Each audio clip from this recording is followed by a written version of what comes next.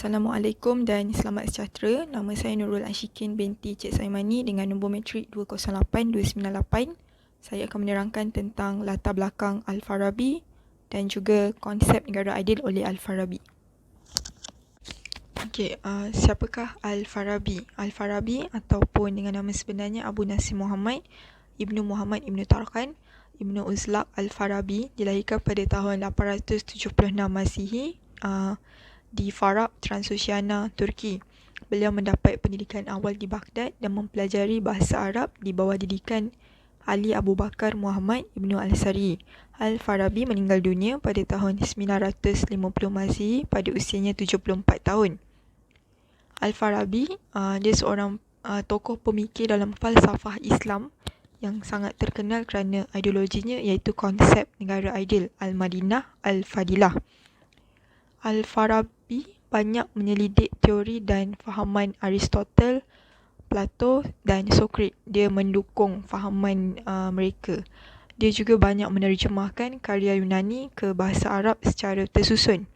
Walaupun beliau banyak mendalami falsafah Yunani, tetapi Al-Farabi ni dia menentang teori Plato. Sebab Plato ni dia memisahkan agama dengan kehidupan. Sebab bagi Al-Farabi ni tanpa agama manusia akan menjadi sesat. Seterusnya, kenapa Al-Farabi ni dia mewujudkan konsep negara adil? Sebab waktu Al-Farabi ni dia hidup pada zaman Daulah Abbasiyah, di mana pada zaman Abbasiyah ni mereka menghadapi krisis politik sebab kelemahan khalifah. Khalifah dalam bahasa Arab bermaksud pemimpin lah, dia orang punya ketua. Ada kelemahan daripada segi khalifah. Dia tengok ada konflik dalaman istana, ada perang saudara, ada perpecahan daulah, dan dia disebabkan itu juga dia telah merumuskan secara falsafah gagasan untuk membentuk sebuah negara sempurna dengan falsafah dia lah, konsep negara adil Al-Madinah Al-Fadilah, yang secara tak langsung macam dia perli dia punya ahli politik, konflik politik yang melanda dekat negara Abbasiyah pada ketika itu. Seterusnya, konsep negara adil Al-Farabi. Al-Farabi membahagikan negara kepada 5 jenis, iaitu 1 negara adil dan 4 negara yang bukan adil. Negara adil diukur pada tujuan ataupun matlamat negaranya dan bagaimana kesannya terhadap kehidupan rakyat.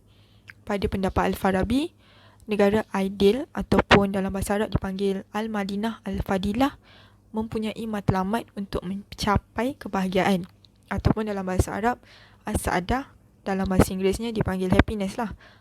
Seterusnya, 4 negara yang bertentangan. Yang pertama adalah negara bodoh Al-Madinah Al-Jahilah, negara jahat Al-Madinah Al-Fasikah, negara menyeleweng Al-Madinah Al-Mubadilah, dan juga negara sesat Al-Madinah Ad-Dalah. Al-Madinah tu bermaksud negara. Antara sebab-sebab negara yang lain dianggap sebagai negara yang bukan adil bagi Al-Farabi ni, sebab negara tu dulu adalah negara yang adil, tetapi dia bertukar menjadi negara yang fasik.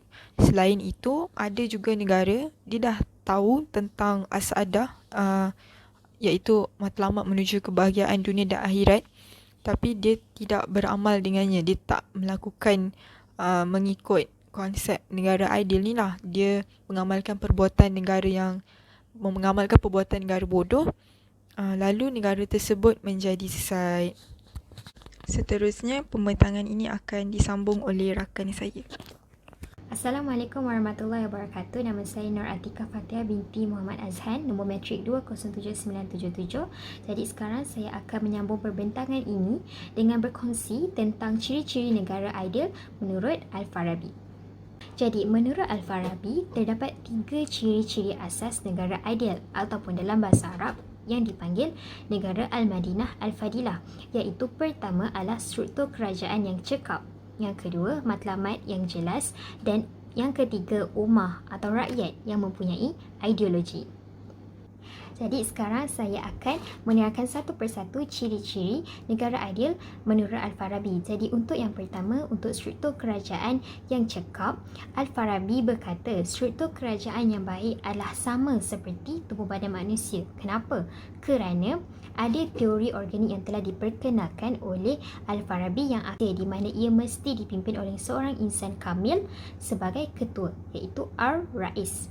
Okey, jadi apa yang boleh dikaitkan dengan tubuh badan manusia seperti hati. Hati kan kita ada dalam tubuh badan kita. Jadi hati atau dalam bahasa Arab kalbu, hati, ia adalah pemimpin bagi tubuh badan kita, dan setiap anggota kita yang lain ini adalah sebagai pelaksana. Jadi sama seperti dalam konsep negara di mana kita ada seorang pemimpin dan kita ada pelaksana, contohnya seperti para wazir, pegawai dan rakyat sebagai anggota negara yang memainkan peranan dan fungsi masing-masing mengikut arahan pemimpin mereka. Jika para pelaksana seperti para wazir, pegawai, rakyat yang mengikut arahan pemimpin memainkan peranan masing-masing dalam satu struktur kerajaan, kita dapat lihat satu negara itu dapat berjalan dengan lancar. Dan dengan itu, menurut Al-Farabi, ia adalah sesuatu negara yang ideal di mana mempunyai struktur kerajaan yang baik dan cekap. Namun, apa yang paling penting menurut Al-Farabi adalah ciri nombor 2 ini, iaitu matlamat atau tujuan sesuatu negara itu. Jadi, menurut Al-Farabi, sekiranya sesuatu negara itu mempunyai tujuan yang salah, ia dianggap dan dikategorikan sebagai negara yang bertentangan dengan negara ideal. Jadi negara-negara yang bertentangan dengan negara ideal ni sering dipanggil negara bodoh, negara fasik dan yang lain-lain yang disebut oleh kawan saya sebentar tadi. Jadi selalunya negara yang bertentangan dengan negara ideal ini mempunyai tujuan yang tidak menghiraukan tentang akhirat, di mana mereka hanya meletakkan tujuan mereka untuk matlamatnya untuk keseronokan, kemewahan dan kemasyhuran di dunia sahaja, di mana kita dapat lihat mereka memang fokus hanya kepada dunia dan tidak menghiraukan akhirat. Jadi bagi Al-Farabi, negara-negara ini yang dikategorikan sebagai negara yang tidak ideal.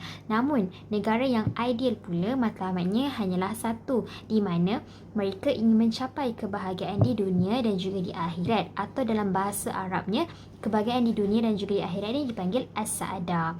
Jadi negara-negara ideal ini yang ingin mencapai as-sa'adah selalunya akan mematuhi hukum-hukum Allah, meletakkan akhirat sebagai matlamatnya, lalu mereka dapat berbahagia dunia dan akhirat. Jadi apa yang kita dapat cakap adalah bila sesuatu negara itu tidak meletakkan tujuannya untuk berbahagia di dunia dan di akhirat, menurut Al-Farabi, negara itu adalah negara yang bertentangan dengan negara ideal. Sebaliknya, negara ideal pula adalah negara yang mempunyai matlamat untuk mencapai as-sa'adah. Jadi ciri yang terakhir bagi negara ideal menurut Al-Farabi adalah apabila dalam sesebuah negara itu mempunyai ummah atau rakyat yang mempunyai ideologi ataupun gagasan pemikiran.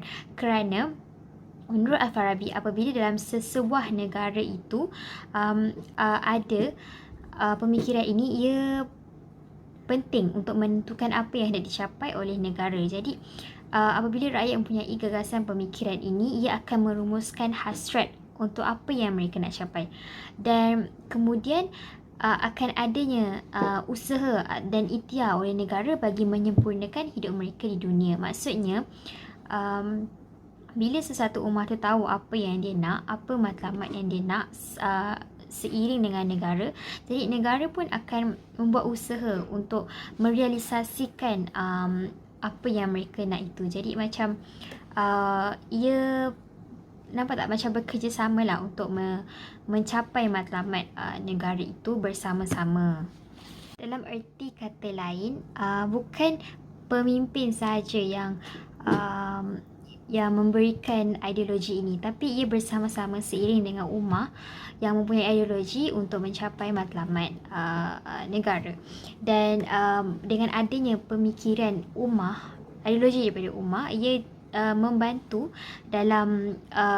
negara dalam mencapai matlamatnya lah, iaitu Ideologi, sikap, sifat dan amalan ummah akan menentukan sama ada mereka dapat mencapai as-saadah atau sebaliknya. Macam tu.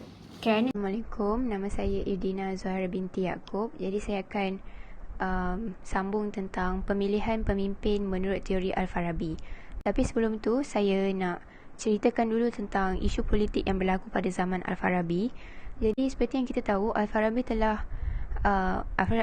mempunyai sebuah karya yang ditulis oleh beliau sendiri yang bertajuk Al-Madinah Al-Fadilah.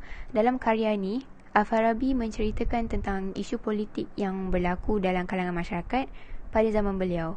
Jadi antara isu politik yang berlaku pada zaman beliau adalah seperti politik Islam yang tidak stabil. Tidak stabil di sini maksudnya telah berlaku perebutan kuasa dan wilayah daripada putera-putera raja dan juga penguasa-penguasa lama. Dan yang kedua adalah pemberontakan sekumpulan kaum. Maksudnya akibat daripada politik yang tak stabil itu telah berlaku pemberontakan oleh sesetengah kaum di mana mereka merebut untuk menguasai wilayah dan daerah pada zaman tu dan juga untuk mengatasi kekayaan yang ada yang dipimpin oleh pemimpin pada zaman itu. Jadi daripada isu politik yang ada tadi tu, kita dapat lihat yang sebenarnya politik pada zaman itu lemah. Pemimpin pada zaman itu lemah dan tidak menguruskan negara dengan baik. Jadi Al-Farabi menekankan bahawa pemilihan pemimpin itu adalah sangat memainkan peranan yang penting kepada negara bagi mengelakkan isu-isu politik seperti yang dihadapi oleh Al-Farabi pada zaman itu. Jadi menurut Al-Farabi, seorang pemimpin itu perlulah mempunyai empat sifat terpuji Nabi Muhammad sallallahu alaihi wasallam, iaitu amanah, fatonah, sidik dan tabligh. Jadi kita pergi dengan amanah. Amanah di sini bermaksud bertanggungjawab. Maksudnya seorang pemimpin itu perlulah bertanggungjawab dalam melaksanakan tugas yang diberi, amanah dalam melakukan tugas yang diberi. Jadi seorang pemimpin itu perlu amanah. Contohnya macam kita kena bertanggungjawab terhadap rakyat, kena tahu apa yang berlaku di sekeliling kita. Maksudnya kita menjadi seorang pemimpin itu bukanlah hanya sekadar jawatan yang terkenal dalam negara, bukan hanya untuk dihormati, tapi kita kena amanah dalam melakukan tugas kita. Yang kedua adalah sifat fatonah, iaitu sifat bijaksana. Sifat bijaksana ni adalah sangat-sangat penting kepada pemimpin, supaya pemimpin itu bijak dalam membuat keputusan. Kerana apabila seorang pemimpin itu bijak dalam membuat keputusan, ia akan memberikan kesan yang baik kepada negara. Jadi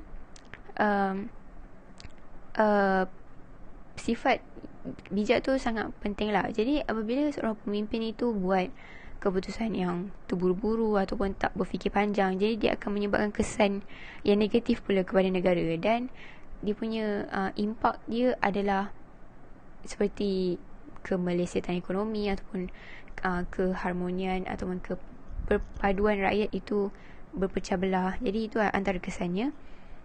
Yang ketiga adalah sifat sidik, iaitu sifat jujur.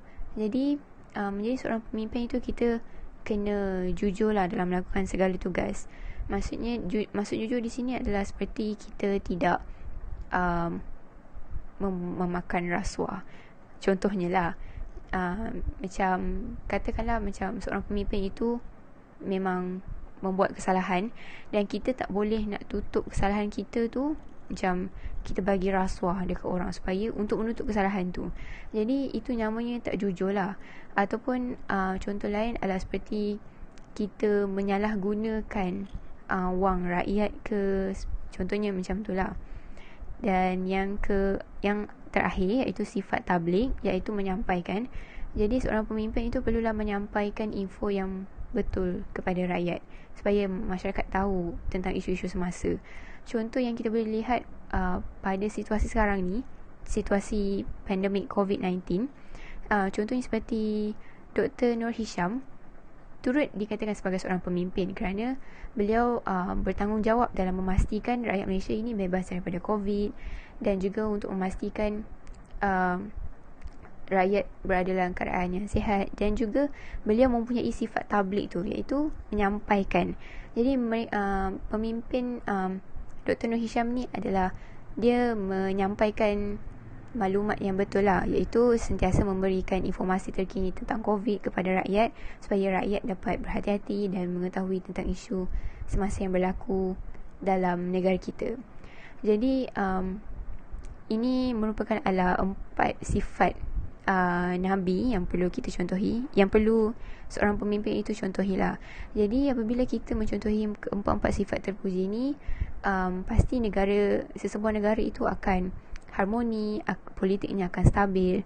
Jadi banyak lagi sifat lain sebenarnya, tapi ini adalah antara 4 yang utamalah. Sifat lain tu adalah seperti adil dalam melakukan keputusan, apa lagi, bertanggungjawab, tak boleh tamak, dan kita kena mampu untuk memberikan yang terbaik kepada rakyat kita. Jadi maksudnya pemimpin tu perlu tahulah yang mereka menggaris tugas yang amat besar pada negara. Jadi pemilihan pemimpin tu adalah sangat penting bagi memastikan negara kita berada dalam keadaan yang stabil. Terima kasih. Itu je daripada saya. Assalamualaikum warahmatullahi wabarakatuh dan selamat sejahtera. Nama saya Nurul Ashikin binti Hashim dengan nombor matrik 205611. Hari ini saya akan membincangkan berkaitan isu-isu semasa di beberapa negara berdasarkan falsafah yang dikeluarkan oleh Al-Farabi. Falsafah yang dikemukakan oleh Al-Farabi ini membincangkan cara mewujudkan negara yang ideal. Untuk pengetahuan semua, pada masa ini terdapat banyak negara maju dan negara berbangun berusaha untuk mencapai status negara yang ideal. Oleh itu, hari ini saya akan memberikan contoh melalui 3 negara yang berada di Asia Tenggara. Pertamanya adalah di Malaysia. Kewujudan beberapa badan perundangan di Malaysia seperti Dewan Rakyat dan juga Dewan Undangan Negeri telah berjaya memutuskan beberapa undang-undang dan peraturan yang bukan sahaja dipersetujui oleh para pemimpin, malah aduan dan pandangan rakyat juga dibicarakan di sini. Hal ini menunjukkan rakyat dan pemimpin bersama-sama mewujudkan dan membangunkan negara ke arah yang lebih baik. Contoh yang kedua ialah negara Indonesia. Tahun ini, Indonesia telah mengejutkan orang ramai dengan tindakan Presiden Indonesia yang telah memilih 7 orang pemuda dalam lingkungan 20-an untuk menganggotai 7 jawatan staf khusus daripada 12 kerusi di Pejabat Presiden. Tindakan Presiden Indonesia ini bukan sahaja unik, malah menjadikan Indonesia lebih maju ke hadapan dengan pelbagai idea baru daripada belia-belia tersebut. Perkara ini merujuk kepada asas negara ideal, iaitu matlamat negara yang jelas. Yang terakhir adalah negara Brunei. Brunei merupakan negara Islam yang telah berjaya mewujudkan undang-undang Islam, iaitu kanun jenayah syariah yang terdiri daripada hudud dan juga takzir. Keputusan ini juga telah merujuk kepada bilangan rakyat Islamnya yang majoriti, iaitu 79% daripada rakyat keseluruhan. Namun kanun kesesaan di bawah Mahkamah Sivil masih diguna pakai. Kesannya, melalui undang-undang ini membantu menjadikan pemimpin sebagai guru untuk mendidik rakyat ke arah kebahagiaan dunia dan akhirat. Terima kasih. Assalamualaikum, nama saya Nur Fitria binti Abdul Wahid, nombor matriks 207702. Hari ini saya akan membentangkan tentang Google Form yang saya telah laksanakan untuk mengetahui sejauh manakah responden mengenali Al-Farabi. Form ini dijawab oleh 72 responden berumur dalam lingkungan 19 hingga 24 tahun. Kita dapat melihat hasil kajian berdasarkan bar graf yang dipaparkan.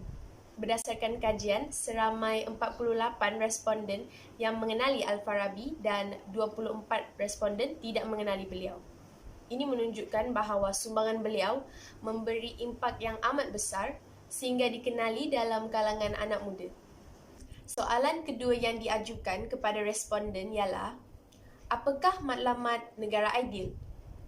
Seramai 33 responden menjawab, membasmi kemiskinan rakyat.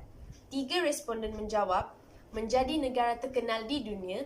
Dan 36 responden menjawab dengan betul, iaitu mencapai kebahagiaan di dunia dan akhirat. Jumlah maklum balas yang salah hampir sama dengan yang betul, membuktikan bahawa ramai yang tidak peka dengan kefahaman konsep negara ideal dan mungkin hanya membuat spekulasi semata-mata.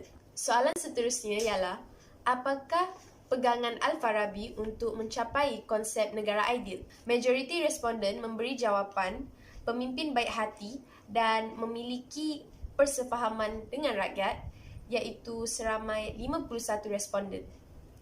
16 responden menjawab matlamat negara ke arah kemajuan dan hanya 5 responden menjawab masyarakat mampu berdikari tanpa bantuan orang lain. Soalan terakhir pula ialah, manakah ciri-ciri asas negara ideal? Seramai 54 responden menjawab dengan betul rakyat yang mempunyai ideologi. 15 responden menjawab sistem pertahanan yang baik dan 3 responden menjawab negara yang kaya. Boleh disimpulkan bahawa masih terdapat individu yang tidak mempunyai pengetahuan luas tentang konsep Al-Farabi yang membawa manfaat dalam mengatasi konflik politik. Oleh itu, poster ini bertujuan untuk membuka mata masyarakat tentang konsep negara ideal beliau yang menerapkan unsur Islam dalam pentadbiran ke arah kebahagiaan hidup dunia dan akhirat bagi mencapai keharmonian negara.